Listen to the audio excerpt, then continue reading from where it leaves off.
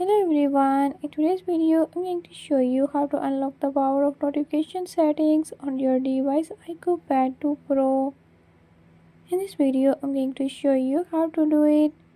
Before I start, make sure to subscribe and hit that notification bell so you never miss out on new videos and stay updated. Let's get started.